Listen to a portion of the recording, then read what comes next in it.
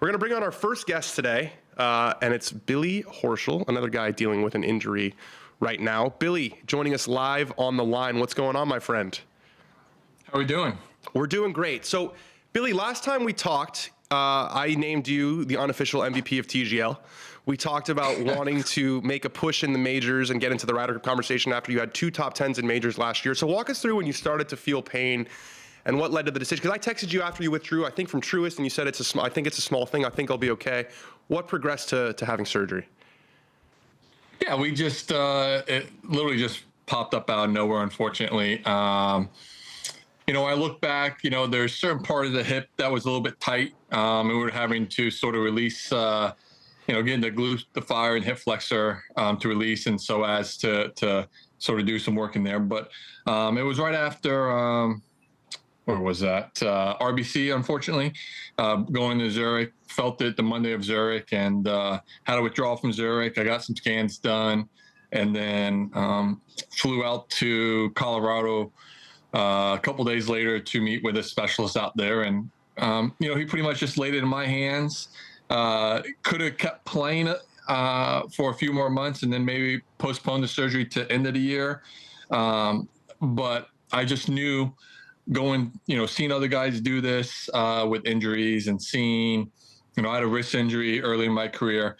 When you have an injury, it's really tough to continue to play at a high level. It's tough to continue to practice and train and do all this at a high level because at some point in time, you're not going to be able to do as much, and your results are going to start taking effect. And I just felt like, if you could have said, hey, you can play for the next 3 or 4 months at a very high level and you're going to have a chance to make the Ryder Cup team, if you had a crystal ball and told me that, then yeah, I would have postponed it to the end of the year. But I felt like it just wasn't going to be that way. And thankfully got the surgery done about a month ago.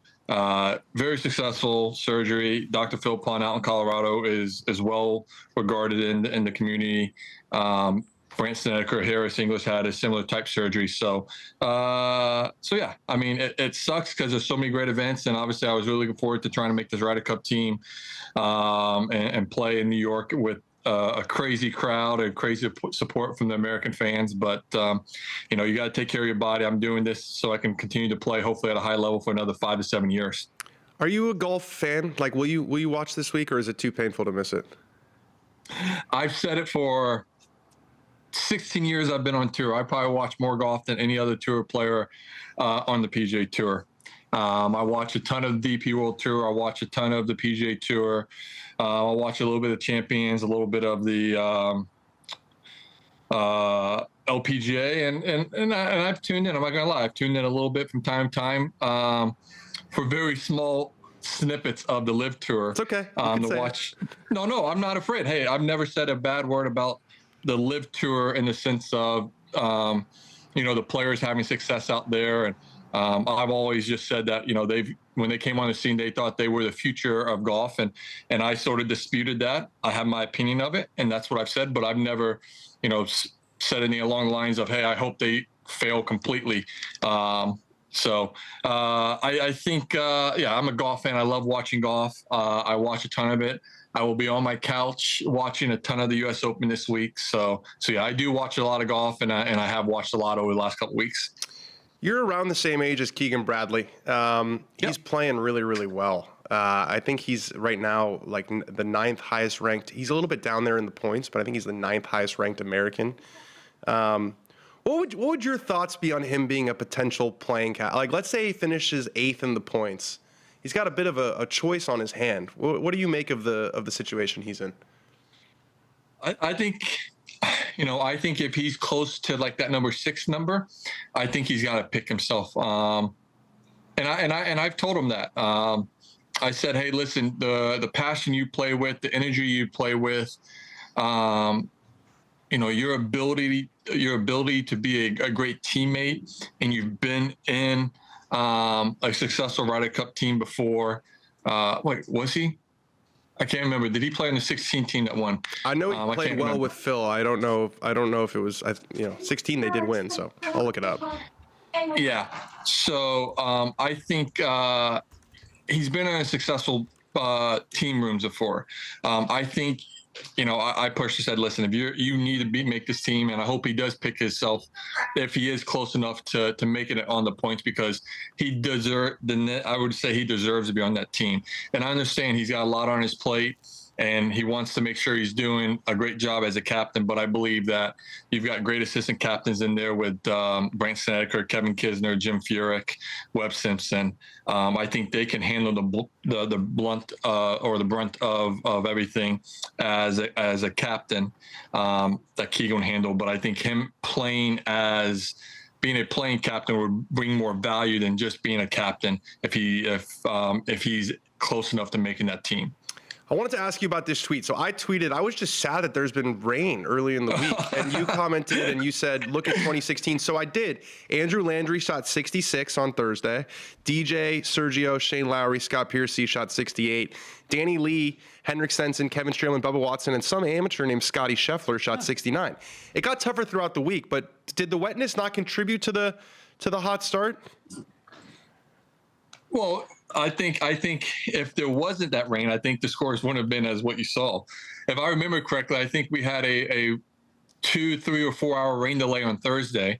I think I remember playing 36 holes on Friday. And then I remember on Saturday, because we weren't able to finish the first 2 rounds on Friday, Saturday's third round didn't get finished. I had to come back out Saturday morning, I believe, or Sunday morning and finish my third round, and then tee off for the Sunday round later that day. So listen, it's rained there before, and that's what I've been trying to tell people. Everyone's like, oh man, it sucks, it's going to rain, it's going to make this course play soft and easy. I'm like, no.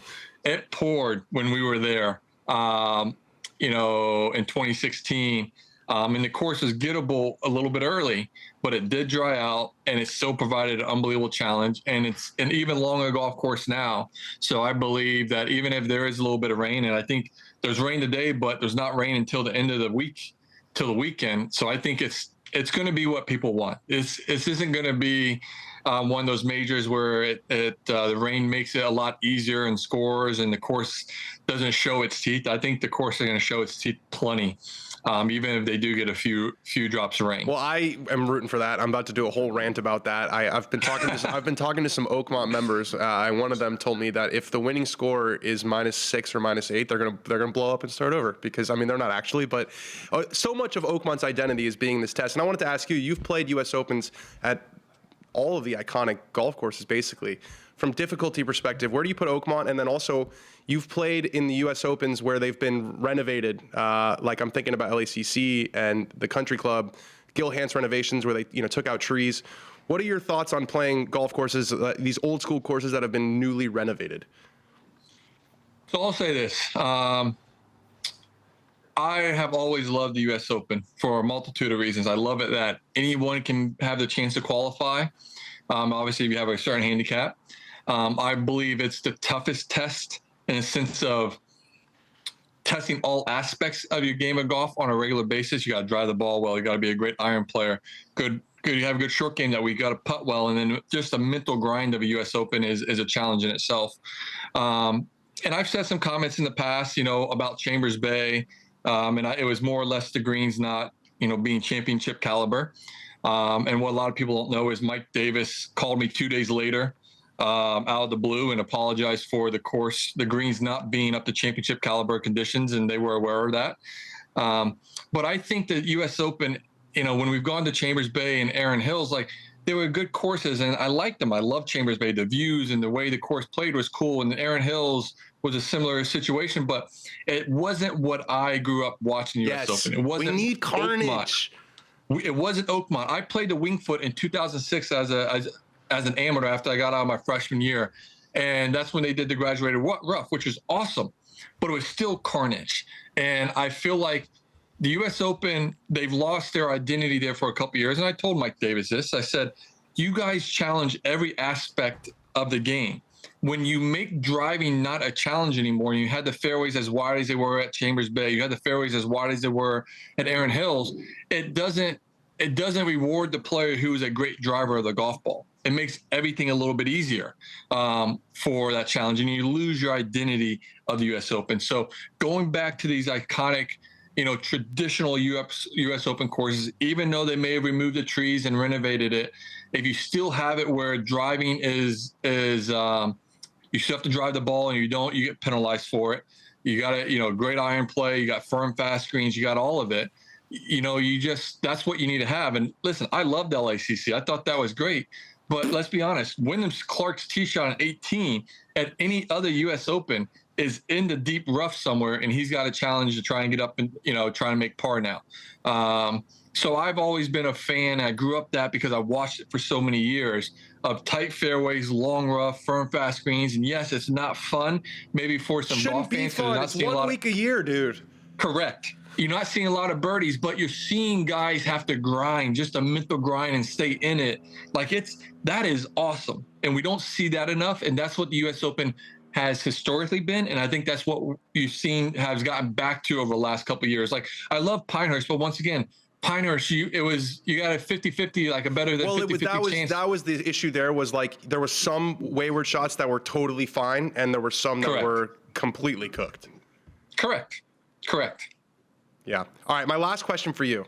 I have pros on the show, and I've decided I want to do something new. We're going to call this Give It To Me Straight. I'm going to show you my golf swing, and you're just going to tell me what you see. Don't hold back. Let's play it. You can see the screen, right? I can't see the screen. You're blacked out for some reason. Oh, well, it's a really beautiful golf swing. I've seen your swing before. Well, I gave him the best swing I've made all week. Yeah. And he doesn't. Can you text it to me? Oh yeah, I'll text it to you.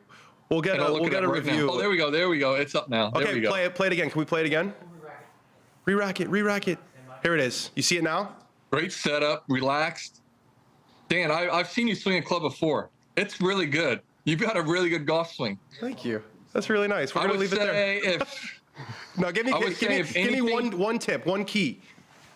What I see right away is you have a two-way miss. You hit either snipe hook it left or you block it right. Yes.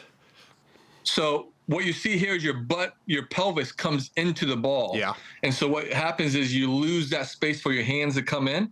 You've got to feel like when you're coming down, it's tough because you got to push your butt back, feel like you're pushing back and rotating so you continue to have that space. I need my Genghis move more. I need more of that.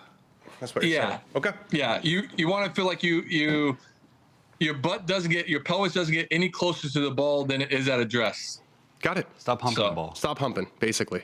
Yeah. Okay. Yeah. I mean, yes. That's good. I said it so you didn't have to. In other terms, in a PG rated, yes, stop pumping the ball. In the R rated, we can use some other language. Okay. So sounds good, man. Well, I'm bummed I won't be seeing you this week, but we got a timetable for a return. We've got to say a loose target. Yeah. Early spring. I mean, not early spring. I was going to say, bro, are we okay? Late fall. Okay. No, late fall. So hopefully in a couple months, we can start chipping and putting here in the next week or so. Hopefully, we're looking at where we want to come back and how much we want to play. So, so it won't be in time to play anything on the PGA Tour, and won't be able to play to be able Wentworth, to qualify for Ryder Cup. You may be hot. You like that place. That place has been kind to you in the past. You may be hot on that call, so we're just sort of see. All right, well there it is. Billy Horschel will return to professional golf at the BMW PGA Championship at Wentworth. Well, thank you so much, Billy. We appreciate it, my friend. Thanks, guys. All the best. All right.